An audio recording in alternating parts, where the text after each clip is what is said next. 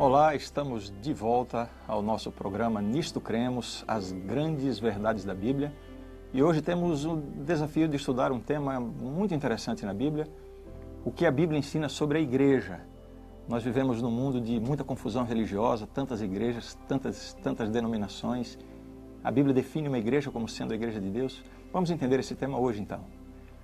Em toda a Bíblia vemos o interesse de Deus em criar um povo para ser o seu povo. O chamado de Abraão, Isaque e Jacó se destinava a formar esse povo. Assim foi criada a nação de Israel no Antigo Testamento para ser o povo de Deus. A intenção de Deus era que esse povo fosse o seu representante na terra e pudesse então revelar às outras nações do mundo quem é o verdadeiro Deus, o Deus criador dos céus e da terra. A história, no entanto, revela que a nação de Israel se desviou completamente dos propósitos de Deus. E, em lugar de ser uma bênção para as outras nações, preferiu se fechar no seu orgulho nacional, no seu exclusivismo religioso, como se somente eles tivessem acesso à salvação. É nesse contexto que surge a igreja cristã. Agora, não mais importa a nacionalidade. Todos os que entram na relação de salvação pela fé em Cristo se tornam membros do povo de Deus, a igreja. Costuma-se pensar que a primitiva comunidade cristã, conhecida como igreja, surgiu após a morte de Jesus, quando o Espírito Santo desceu sobre os discípulos, lhes dando ali poder para pregar o Evangelho e pregar a Cristo. Esse episódio é conhecido como Pentecostes, a descida do Espírito Santo. Por causa dessa compreensão, surge uma questão bastante relevante. A igreja foi criada pelos apóstolos, depois da morte e ressurreição de Jesus, ou foi criada pelo próprio Cristo durante o seu ministério na terra? Pois é, uma pesquisa atenta nos evangelhos revela que a intenção de Jesus não era apenas estabelecer uma escola teológica. Ele veio dar origem a um grupo de homens e mulheres reunidos sob o reino de Deus, uma comunidade religiosa da qual ele mesmo era o líder. Desde o princípio, Cristo começou a reunir junto de si uma diversidade de discípulos.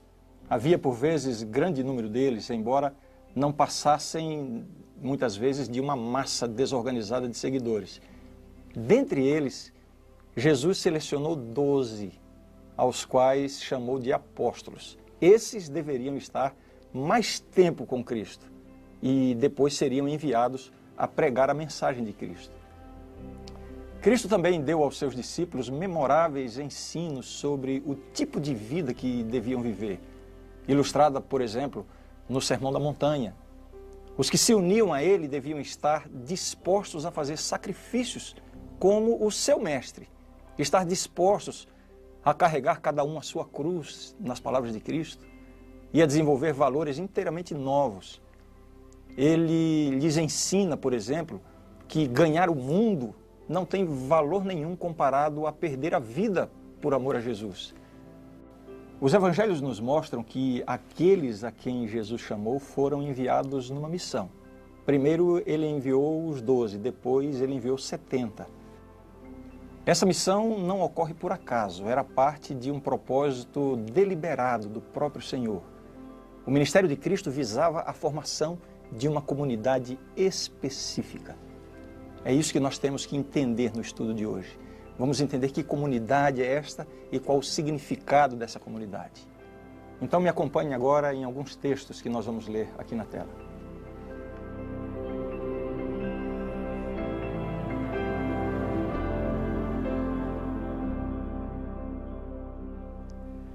Em todo o ministério de Cristo, um dos momentos mais determinantes da sua intenção em criar a igreja se vê no diálogo que ele teve com Pedro. Veja só. Mateus capítulo 16, versos 13 a 18. Indo Jesus para os lados de Cesareia de Filipe, perguntou a seus discípulos: Quem diz o povo ser o Filho do Homem? E eles responderam: Uns dizem João Batista, outros Elias e outros Jeremias, ou algum dos profetas. Mas vós, continuou ele, quem dizeis que eu sou? Respondendo Simão Pedro, disse: tu és o Cristo, o Filho do Deus vivo. Então Jesus lhe afirmou, bem-aventurado és, Simão Bar-Jonas, porque não foi carne e sangue que te revelaram, mas meu Pai que está nos céus. Também eu te digo que tu és Pedro, e sobre esta pedra edificarei a minha igreja, e as portas do inferno não prevalecerão contra ela. Nós vemos aqui nessa declaração a real intenção de Jesus em estabelecer a sua igreja e revesti-la de poder.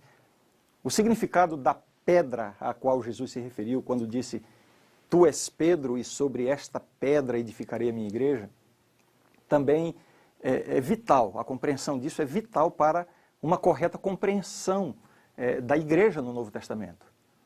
Alguns argumentam, em virtude do jogo de palavras em aramaico que acontece aí, Jesus fala de Pedro, fala de pedra, a palavra Pedro também significa pedra.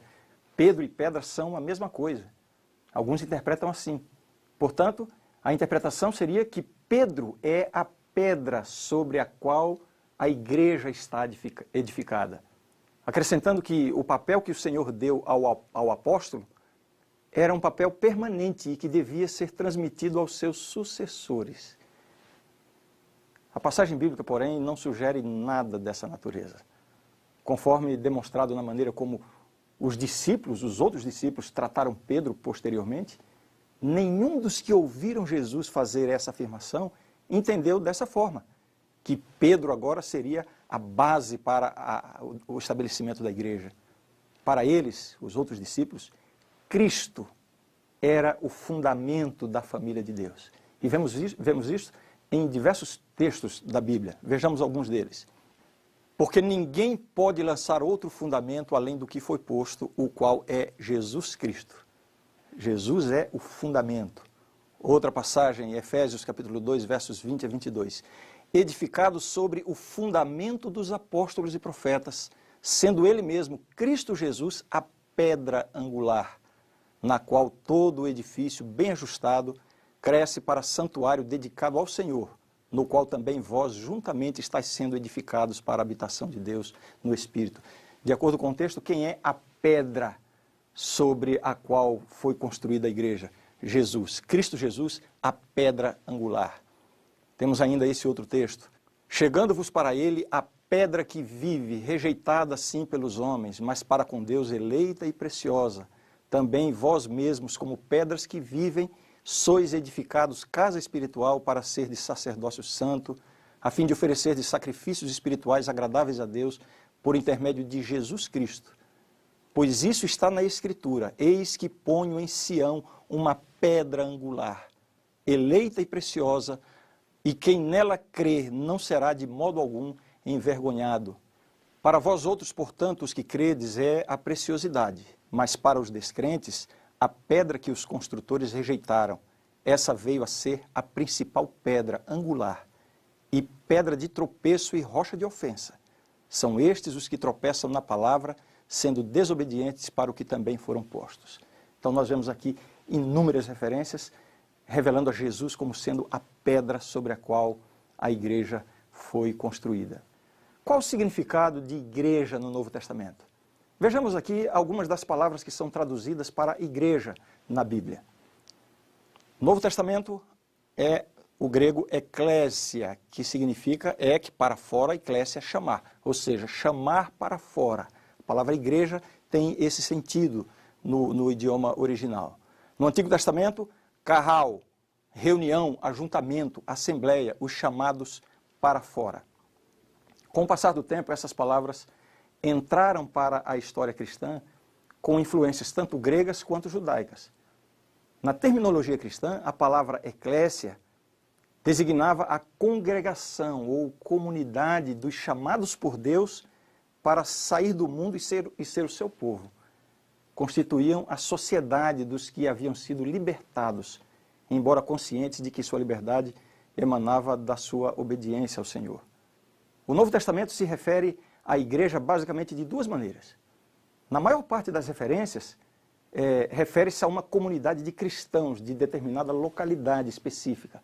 É por isso que as cartas de Paulo são, por exemplo, são endereçadas à igreja de Deus que está em Corinto, ou a igreja dos Tessalonicenses.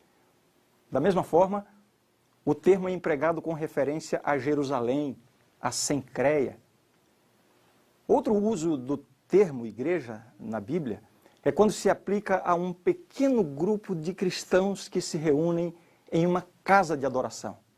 Vejam, 1 Coríntios 16, 19 diz assim: as igrejas da Ásia vos saúdam, no Senhor muito vos saúdam Áquila e Priscila, e bem assim a igreja que está na casa deles. Saudai os irmãos de Laodiceia e Ninfa e a igreja que ela hospeda em sua casa. Então você vê que igreja também tem esse sentido no Novo Testamento. Um grupo de pessoas reunidas numa casa para então adorar a Deus e, enfim, desenvolver as atividades da igreja.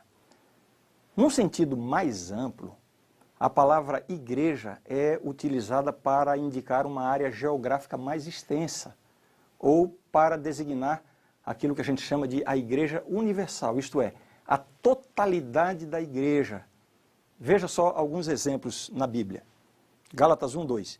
E todos os irmãos meus companheiros às igrejas da Galácia.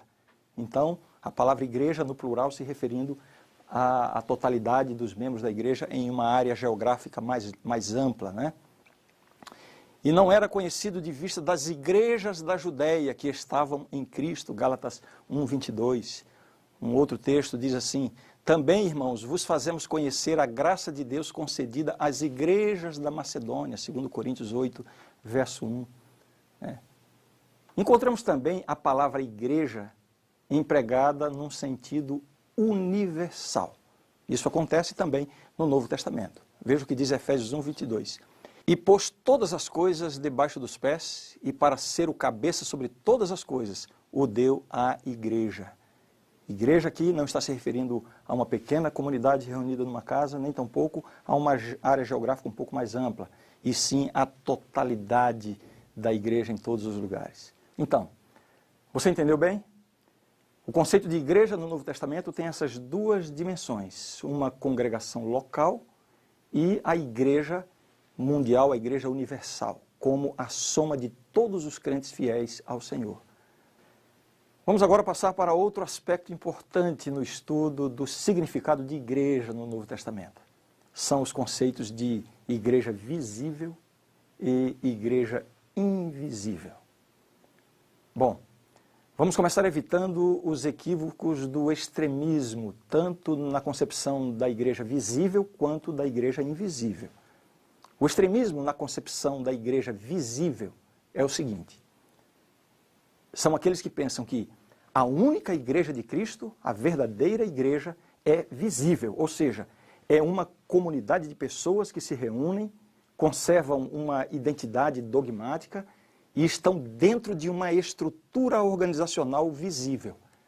Essa estrutura é uma continuação da igreja primitiva do primeiro século e que, no decorrer do tempo, conservou a sucessão apostólica até hoje.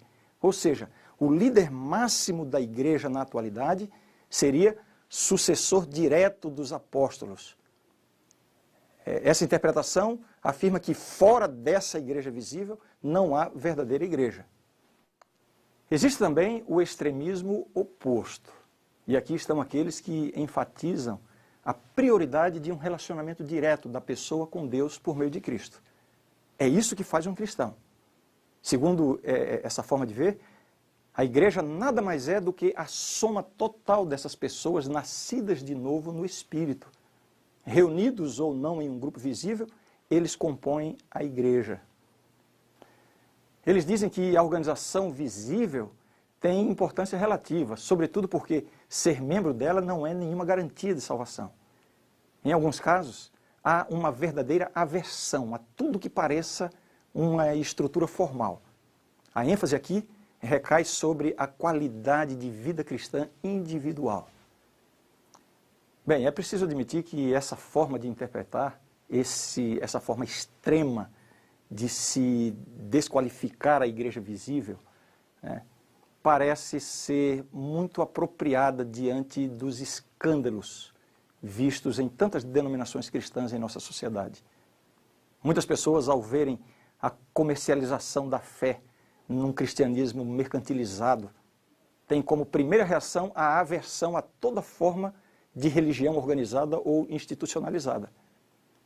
Se há uma coisa que tem interferido no avanço do Evangelho de Jesus Cristo, é exatamente essa distorção do Evangelho, essa pregação permeada de superstição, na qual um copo d'água ungido pelo pastor acaba tomando o lugar da fé. É essa religião falsificada do toma lá da cá, que promove não a espiritualidade bíblica, mas a prosperidade material barganhada com Deus através de ofertas generosas para a igreja e para os seus líderes. O que vemos hoje é a rápida disseminação da religião do terrorismo espiritual, em que, desde uma simples dor de cabeça até uma crise conjugal ou um diagnóstico de câncer, são atribuídos à possessão demoníaca.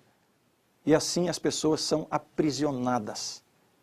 Por um lado, pelo sentimento supersticioso de que vão alcançar libertação mediante o cumprimento de alguma campanha espiritual mirabolante e milagreira. Por outro lado, pela expectativa de prosperidade e riqueza material em resposta às doações para a igreja. Como uma forma de reação a essas aberrações teológicas, muitas pessoas se sentem atraídas pela ideia de que a única igreja de Deus é a igreja invisível. Preferem pensar que Deus não tem nenhuma organização formal ou institucionalizada que possa ser chamada de igreja de Deus.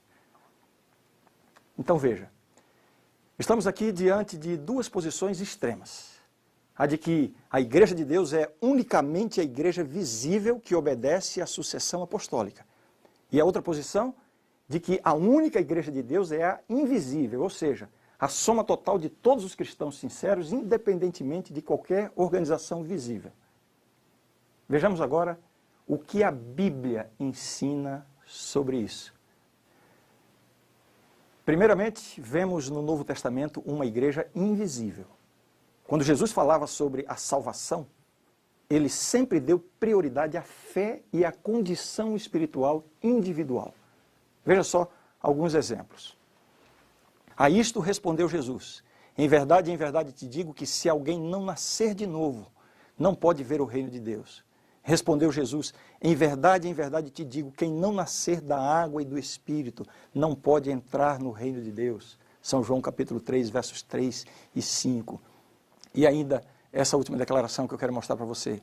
Em verdade vos digo, quem crê em mim tem a vida eterna. João 6,46. Todas essas passagens revelam que, de um lado, o Novo Testamento, e especialmente nas palavras de Cristo, nós encontramos esta ênfase de que a salvação, a ligação com Deus, é uma coisa individual, né? Através da fé, através de um relacionamento com Cristo. Da mesma forma, os apóstolos também enfatizaram o arrependimento, a conversão e a fé em Cristo. Quando perguntaram a Pedro e aos outros: que faremos, irmãos? Veja qual foi a resposta que foi dada a esta pergunta. Depois, trazendo-os para fora, disse: Senhores, que devo fazer para que seja salvo? Responderam: crê no Senhor Jesus e serás salvo tu e tua casa. Em todos esses exemplos, não encontramos nenhuma sugestão de que a salvação depende do relacionamento de alguém com uma instituição visível ou com um grupo organizado de pessoas. Essa, portanto, é uma igreja invisível, da qual são membros todos os que exercem fé em Jesus. Só que o Novo Testamento fala também da igreja como um corpo visível de crentes.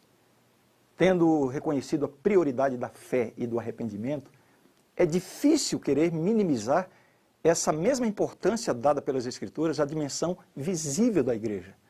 Por exemplo, em resposta à pregação de Pedro e dos outros apóstolos, quase 3.000 pessoas aceitaram a mensagem. E veja o que diz o texto sobre esse evento. Então, os que lhe aceitaram a palavra foram batizados, havendo um acréscimo naquele dia de quase 3.000 pessoas. E perseveravam na doutrina dos apóstolos e na comunhão, no partir do pão e nas orações. Em cada alma havia temor e muitos prodígios e sinais eram feitos por intermédio dos apóstolos. Todos os que creram estavam juntos e tinham tudo em comum. Você percebe?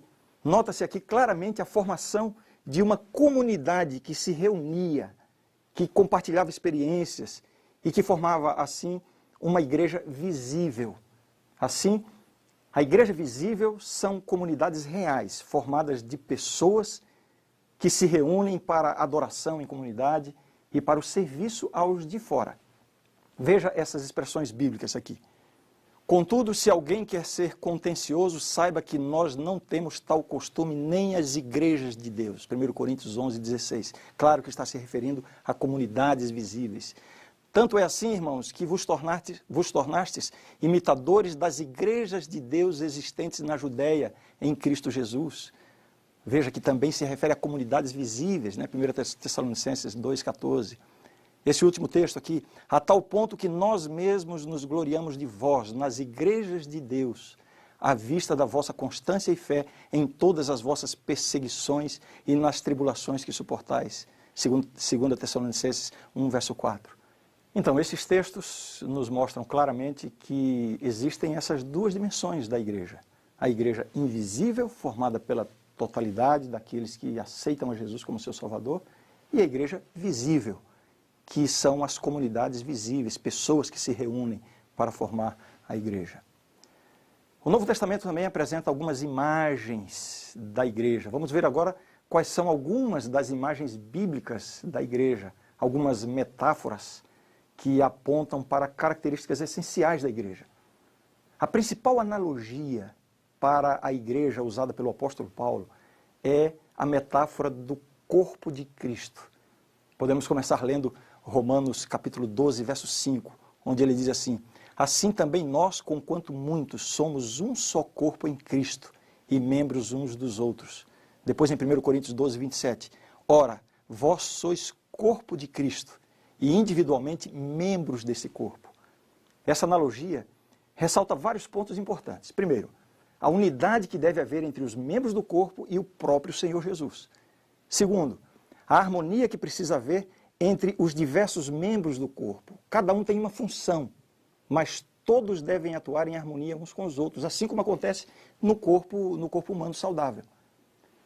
E em terceiro lugar, essa metáfora do corpo salienta a utilidade de cada membro. Não importa quem seja, que talentos possua ou que posição ocupe, assim como cada parte do corpo humano desempenha uma parte importante no organismo, da mesma forma, cada cristão é visto por Deus como sendo de grande importância para a saúde do corpo. Cada um tem o seu lugar e a sua utilidade na igreja. Outra metáfora bíblica para a igreja é a da noiva de Cristo. Em várias oportunidades, Jesus lança a mão dessa figura para representar o seu relacionamento com a sua igreja. Dentre outros, eu quero mencionar algumas das parábolas de Jesus em que ele fala da sua segunda vinda como sendo a chegada do noivo. Mateus 25:6, por exemplo, ele diz assim: mas à meia-noite ouviu-se um grito, eis o noivo, saí ao seu encontro. Essa metáfora serve para confirmar a união mais íntima possível entre Cristo, a cabeça, e a igreja como sua noiva, levando em conta a doutrina bíblica de que marido e mulher se tornam uma só carne. Outra imagem bíblica para a igreja, usada no Novo Testamento especialmente, é a da igreja como um templo. Vejamos o que diz o texto bíblico. Efésios 2, 19 em diante. Assim já não sois estrangeiros e peregrinos, mas concidadãos dos santos, e sois da família de Deus, edificados sobre o fundamento dos apóstolos e profetas, sendo ele mesmo, Cristo Jesus, a pedra angular, do qual todo o edifício, bem ajustado, cresce para santuário dedicado ao Senhor, no qual também vós juntamente estáis sendo edificados para a habitação de Deus no Espírito.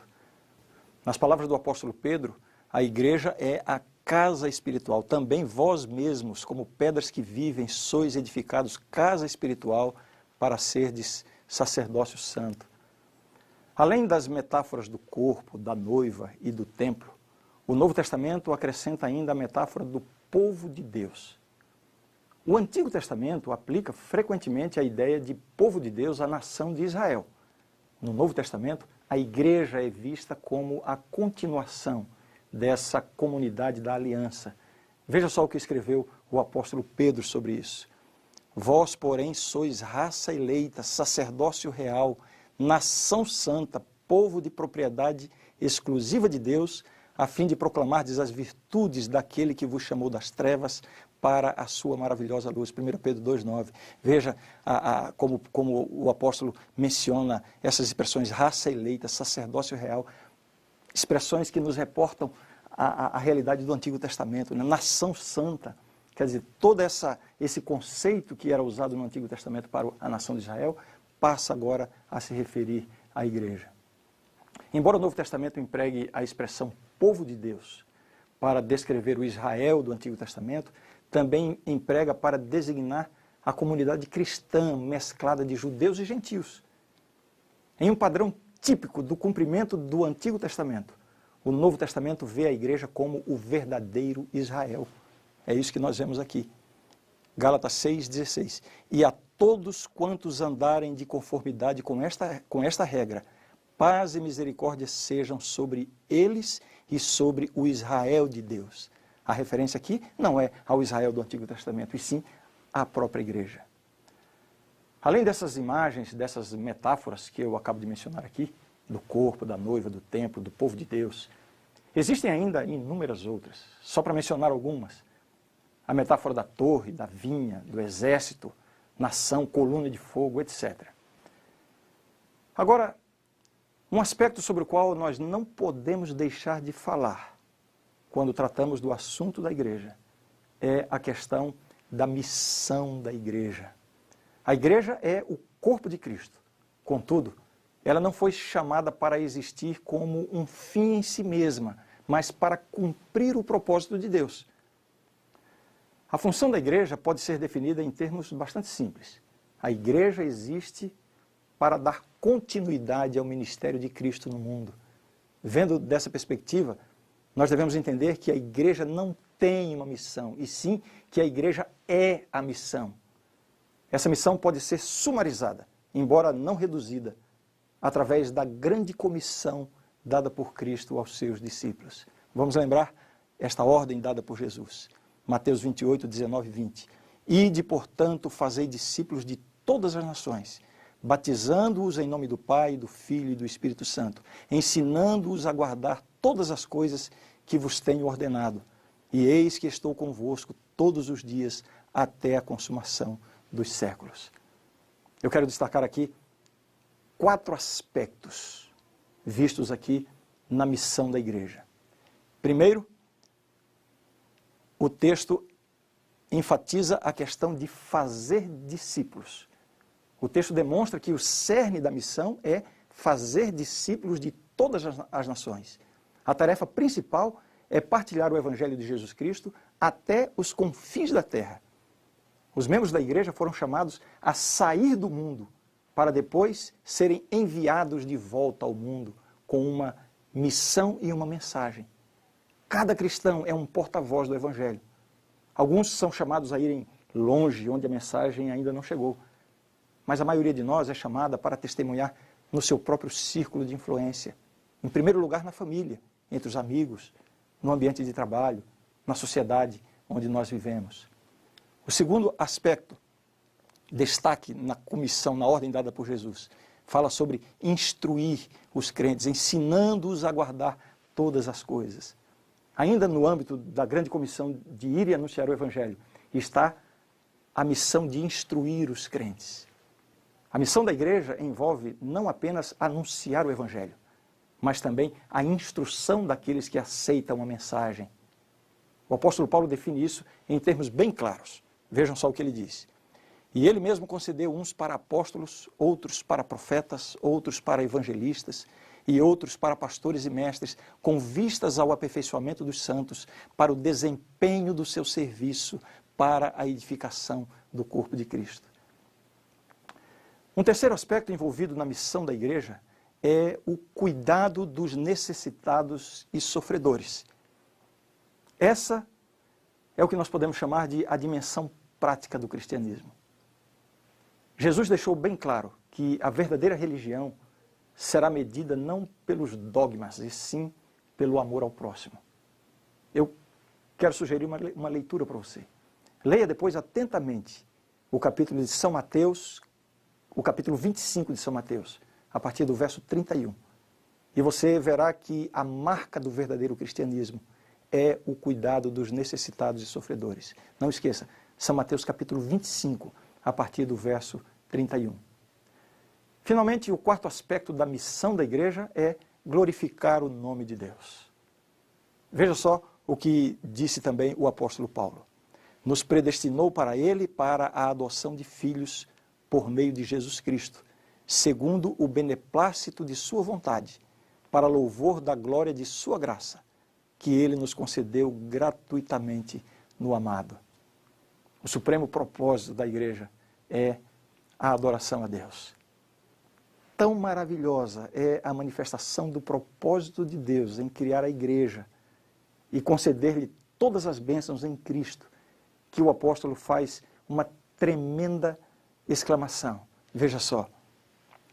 A ele seja a glória na igreja e em Cristo Jesus, por todas as gerações, para todos sempre. Amém. Efésios 3, 21. Assim eu concluo. Deus tem a sua igreja, criada e chamada por Ele para dar continuidade ao ministério de Cristo.